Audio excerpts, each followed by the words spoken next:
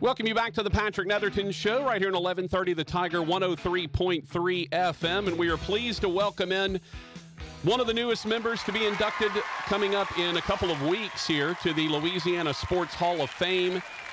He is the former Ole Miss quarterback, Giants quarterback, Isidore Newman quarterback, former Rogers Independence Bowl quarterback. He is Eli Manning joining us now. Eli, how are you? I'm doing great, guys. Thanks for so much for having me on. Hey, appreciate it. It's your time is valuable, and we appreciate you carving out a little bit for us. Let's start with the Independence Bowl, right? Because that's obviously a thing near and dear to our heart. Tell me just about the bowl experience in general, but also when you get to have a bowl that's in your home state, and maybe get some of that hometown stuff going on while you're getting to travel to do a bowl game. Yeah, no doubt. It was excited to come back to Louisiana, come to Shreveport. They put on such a great bowl game experience, and all week to do the different events. We were playing Nebraska, and we had not been. We didn't go to a bowl game the year before, so we were excited about being there, and want to go out there and have a great week and great experience, which we did, but also most importantly go out there and try to play well and get a win. And we were able to do that and beat a good Nebraska team and get a bowl victory. So it was enjoyed the whole thing. It was great being back. Kind of Louisiana, a little, Shreveport, New Orleans aren't the closest places, but you're still, Louisiana boy back there and felt the love and support. Yeah, look, everyone still booed you when you played for Ole Miss because everyone up here is still LSU fans, You got to be that. Hey, I do want to ask you, though, Peyton goes to Tennessee, you go to Ole Miss, Arch is going to Texas. What was the pressure like for you and the family trying to figure out where to go for college because of the Louisiana ties? You're all Louisiana boys. I know there had to be a lot of pressure around LSU. How difficult of a choice is that to then decide to go out of state to an SEC rival?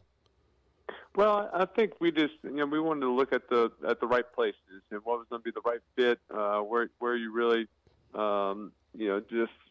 really enjoyed the coaching staff, the players, and the whole setup of everything. And I went on visits to LSU, looked at it hard.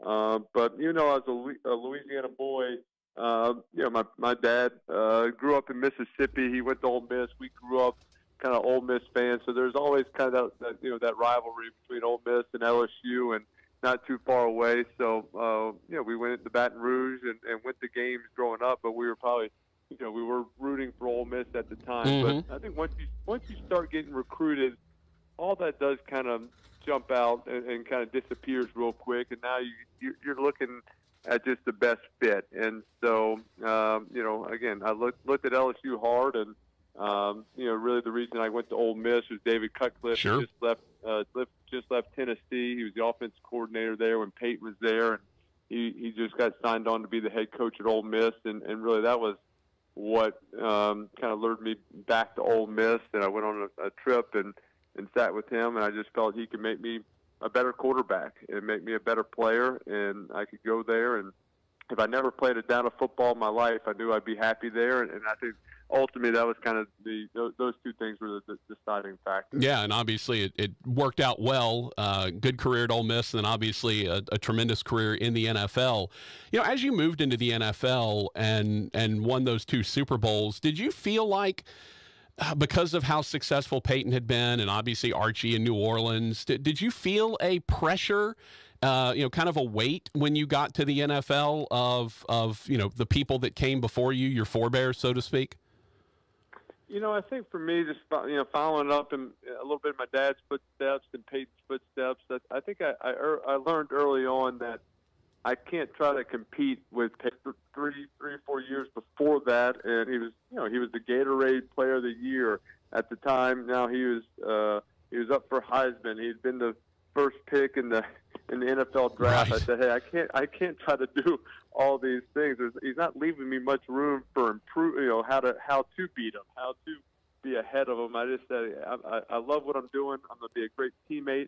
I'm going to work extremely hard. I'm going to try to go out there and win games and win a championship for my team, and that's all I can do. I can't try to compete against Peyton. I got to compete against the teams I'm playing and be the best version of myself. And I think I just always kept that mentality through college, in the NFL, of, hey, I'm not, Peyton and I, we aren't competing against each other. We're here to support each other. We're here to root for each other and try to, make sure I'm trying to win games for my team, and he was going to help me win games for the Giants, and I was going to help him win games for the Colts and the Broncos.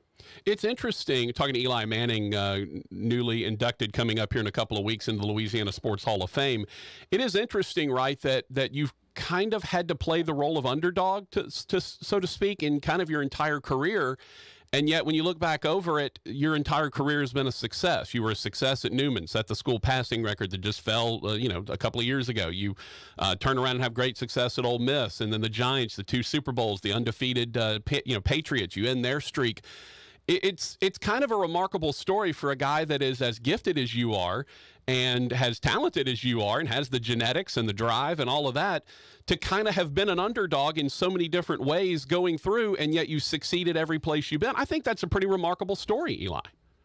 Well, thank you. I think, I think it's, just kind of comes down to being self-motivated, being coachable. That's something I always took great pride in. Just, listening to my coaches and wanting to improve every year in every way to try to get better. And so, and I think just, relying on your teammates. And sometimes it's, football it's a team sport. It's not the individual and exactly how well I do. It's how well we do as a team, and motivating other people and get the best out of other people around you. So, it wasn't always smooth, wasn't always easy, but we were able to put together some great runs and put together some great teams and play our best football in kind of the most critical moments. You've been honored a lot. Obviously, we mentioned the 2-time Super Bowl champ, 2-time Super Bowl MVP, Walter Payton Man of the Year, which is obviously such a huge deal for off the field service. Pro Bowl 4 times, Ring of Honor for the Giants. Your number's been retired. You're in the Louisiana High School Sports Hall of Fame. Is it then still special to have the Louisiana Sports Hall of Fame come calling and want to put you in? It's definitely special, just because that is my hometown and where I played high school football. And I think back to just my high school football experience, and I think it's one of the great institutions, around this country is high school sports and everything going around. And so playing football Friday nights under lights with guys that have been my best friends since we were 5 and 6 years old, and playing pickup games and playing on fields, behind stadiums while teams were playing, or my brother was playing when he was in high school, looking up to the players ahead of us and watching my 2 brothers play when Peyton was a sophomore, Cooper was a receiver and a senior, and they were playing together, and thinking I'm in 6th grade and say, hey, these are my role models, these are my heroes, these are the guys we want to be, and trying to emulate them with my pals, and for us to be able to do that and get to play high school and have success. And so it is important, that this honor to be recognized and for the great works, and looking forward to being there and going into that great fraternity of just some great Louisiana athletes that have passed before me in all different sports. And so it should be a great evening. Looking forward to being there in a few weeks. Also, the building is really nice. If you haven't been to Natchitoches, the building is pretty gorgeous. I haven't been yet. Yeah. So I'm looking forward to that. Well, and also, if you haven't been to the Christmas lights, Eli, you need to make time to bring the family to the Christmas lights one year, because that is a special place during Christmas time. Down in Natchitoches. Talking to Eli Manning, who's going into the Louisiana Sports Hall of Fame, coming up here in a couple of weeks. All right, so now you've transitioned into our world, the dirty world of sports media. Where all the inky stained wretches and the us guys who yell on the radio all the time are at. What's that been like? What's that transition been like? And why did you decide, hey, you could have retired, you've made plenty of money, you could do nothing if you wanted to, play golf every day. Why then transition into the media work, even if it's just the Manning cast, being with your brother? I think the reason is because it was with my brother, and I didn't really have an exact desire to get into broadcasting or do games. It's not something I was craving to do, but the fact that Peyton and I would get to work together, and just our friendship, our relationship, that we get, could watch football from my own couch and make fun of my brother when that was the pitch. I'm like, well, yeah, that sounds like a good idea. I can do that. Doesn't sound like too hard of work. And the idea, that's kind of the idea. We're sitting. What it'd be like to watch a football game with Peyton and I in our living room. And that was the idea, we haven't strayed away from that. Sure, and occasionally Snoop Dogg and Barack Obama, if they stop by to watch, I mean, that happens on a Sunday. Former President Obama sometimes he just like unexpectedly just kind of walks in the house, and we get to interview him a little bit. Yeah, he's in New Jersey. What are you going to do? So just occasionally, there every once in a while. Sure, just in town.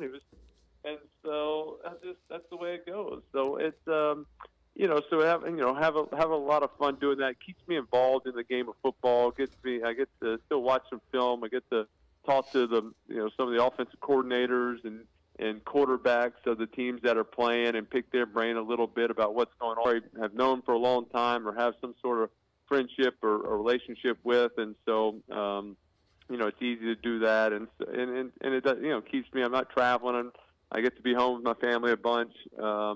And do that on Monday nights. So it's been a real joy, and I'm glad some people are enjoying it as well. No, look, I tell you, I watch y'all before I watch the regular broadcast, and that's no offense to Troy and Joe Buck, but honestly, I prefer listening to y'all cut it up and talk, and I typically learn more. Y'all will go back and break down plays in certain ways than, watching. The amazing thing to me is how much y'all seem to care about every quarterback that plays.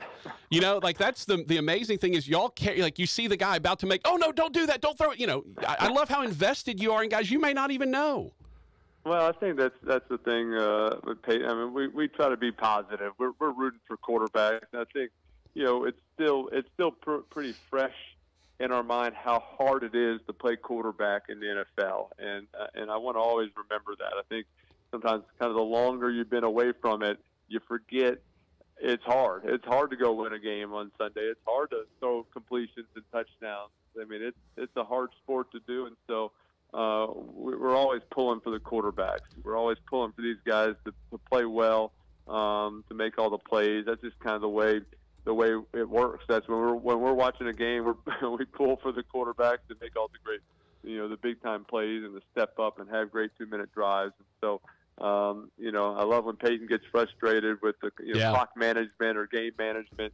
I mean, might be his biggest pet peeve in the world. So it gets him all flustered. Yeah, yelling timeout at the screen. I love him yelling timeout. Got to take a timeout here. Got to take a timeout here. Well, he only said it 65 times in a minute and a half. So I think I think we got the point that me and Peyton thought they should take a timeout there. And so that's kind of the fun part about it. It's pretty authentic, and especially in those critical moments, 2-minute drives, 4-minute drives. Red zone plays. I mean, we're kind of back in the moment, and that's when we get down and try to tell the listener what's going through the quarterback's mind right here. What's the offense coordinator thinking? What's the coach thinking? What's the defense? What is their philosophy on these things? Really kind of tell you what's going on in the huddle and in the mindset of the players on the field. Last thing for you, Eli, the Manning Passing Academy down in Thibodaux. Number one, I call games for Northwestern State, so I hate nickels. I really am mad that y'all have done all these facilities upgrades and helped them get a new field. They should still be in the swamp as far as I'm concerned down there in Nichols.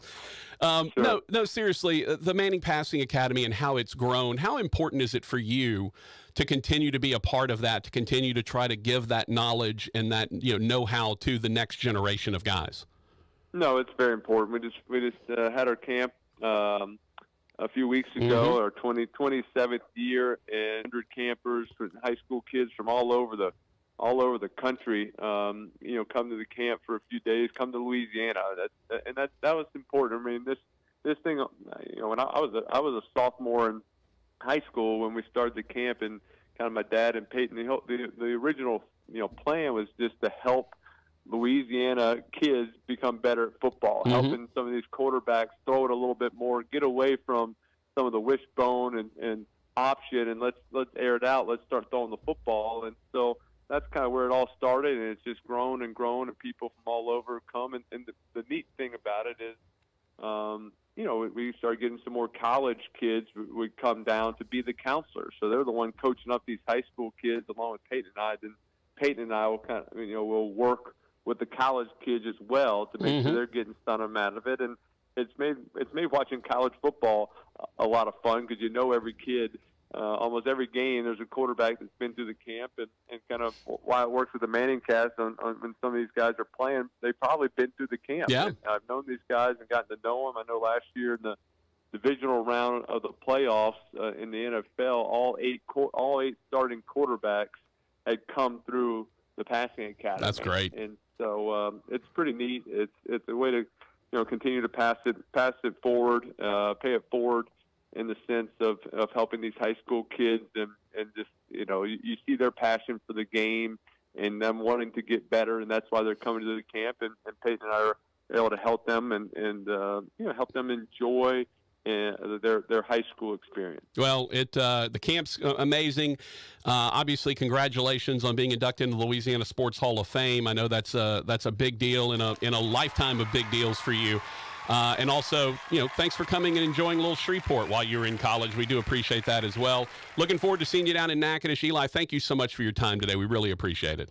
All right. Thank you so much. Appreciate it, guys. All right. Eli Manning, Ole Miss, Isidore Newman, the Giants, two-time Super Bowl champion, now heading into the Louisiana Sports Hall of Fame. The induction ceremony is Saturday, July 29th. If you'd like to go down to Natchitoches and be a part, check out, I don't know how many tickets are left. They may be sold out. So you check out lasportshall.com, lasportshall.com, and go check out and see if you can get tickets. I'm not sure what's available, but they'll have the welcome reception on the 27th, that Thursday. Then Friday is the bowling, the tailgating, the Rockin' River Fest down in Natchitoches, and then Saturday the induction ceremony, lunch, induction ceremony, also a little junior training camp going on as well. So a lot of fun stuff going on. Really good class. Elena Beard, Paul Bird, Wendell Davis from here, Matt Forte from Tulane, Paul Maneri, Ron Washington, and Eli Manning is going in as well. So we appreciate Eli for joining us. All right, that was good. Great interview, Eli. Fantastic. Hey, I tell you what, if someone wanted to let me and Rogers watch some games and just comment on them, like, yeah, absolutely, I'll sign up for that. So we appreciate Eli joining us. Eli Manning heading into the Louisiana Sports Hall of Fame. We'll take a break, come back with more of the Patrick Netherton Show after this.